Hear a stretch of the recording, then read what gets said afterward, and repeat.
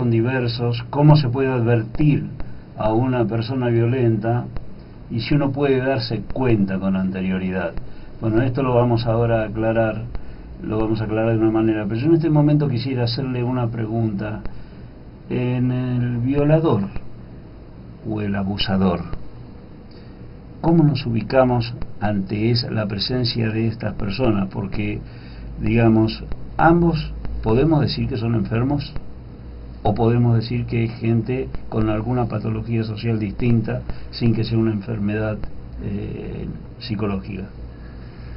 Bueno, clavada de pregunta. Clavada de tema, ¿no? Porque en realidad no tanto en los ámbitos, sí, porque estas personas, salvo excepcionalmente, es muy raro que pidan asistencia psicológica, ¿no? Pero en los ámbitos judiciales, la gran pregunta cuando nos mandan a hacer pericias es, ¿estamos ante un individuo enfermo? ¿Es imputable? Y creo que nosotros podemos decir que sí a ambas cuestiones. Podemos decir desde el punto de vista de la clínica estrictamente que estamos ante una persona que posee una determinada patología que tiene que ver con una distorsión del manejo del poder, ¿sí? Porque toda la violencia sexual en realidad es ejercicio del poder, pero que no lo hace inimputable. ¿Por qué no lo hace inimputable? Por una razón muy simple, porque son individuos absolutamente conscientes de sus actos, conscientes del sufrimiento del otro, casi siempre de las mujeres, que el verdadero placer se lo produce el hecho de someter a la otra persona a formas casi inhumanas, de una cuestión de deshumanización total de la víctima. Y además lo esencial es que cuando nosotros vemos todos los preparativos que este individuo hizo, que tomó las precauciones para no ser descubierto, que buscó el momento oportuno para poder ejercer la violencia, estamos ante alguien que entonces tuvo posibilidades de ejercer lo que nosotros llamamos la elección subjetiva, que es que ante determinadas circunstancias yo puedo elegir voy para allá o voy para allá, ¿no? Y en general estos individuos eligen y ratifican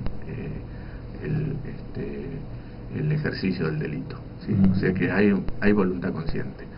Por lo tanto, desde el punto de vista judicial, si es enfermo o no, pierde sustancia la pregunta en sí, ¿sí? Ahora, desde el punto de vista psicológico, sí, estamos con individuos con una distorsión de su estructura de personalidad muy severa. Muy severa, casi siempre pensamos irreversible, o por lo menos la experiencia ha mostrado que o es irreversible o no hemos encontrado las herramientas necesarias para ayudarnos a superar este tipo. Porque eso viene a ser una expresión, digamos, que es un placer que encuentra esta persona con el sufrimiento de la otra. Exacto, sí. Es una especie de lo que antes se llamaba un masoquismo, digamos, es una cosa que, digamos, un sadismo, perdón, que emplean porque el placer de ellos no es en sí el acto sexual de pronto, sino ver el sufrimiento de la otra persona. Exactamente. El dolor que le causa. El dolor que causa. El dolor que causa, el miedo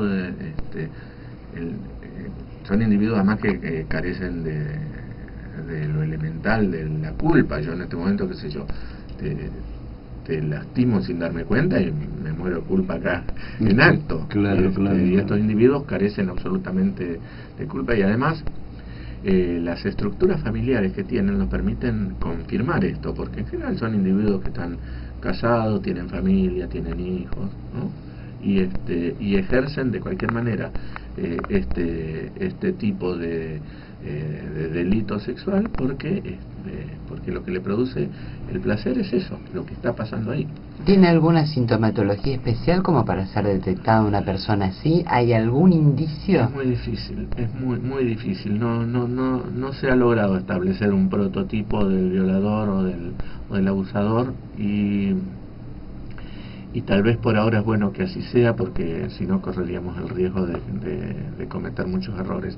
Hay características comunes que a posteriori uno puede llegar a establecer, pero que previamente es muy difícil, porque casi siempre son individuos que son padres de familia ejemplares, que son, por eso casi siempre la gente de su alrededor se sorprende, decir, ¿cómo fulano? ¿Cómo mengano? Sí. O sea, que hacen ejercicio de una doble personalidad oculta totalmente grave, ¿no? Exacto, sí. Y más de una vez son familiares, ¿no es cierto?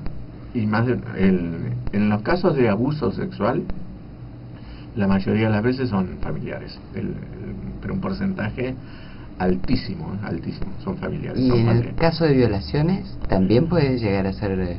Es más difícil. En general, el violador busca víctimas en zonas especiales, lejos de su casa. Lo que hay una cuestión que no la tenemos clara del todo, pero que es esta cuestión de que más o menos buscan siempre en la misma zona, y esa es la razón por la que a veces logran ser apresados, ¿no? Pero no, ya la violación no es tan intrafamiliar como sí lo es el abuso.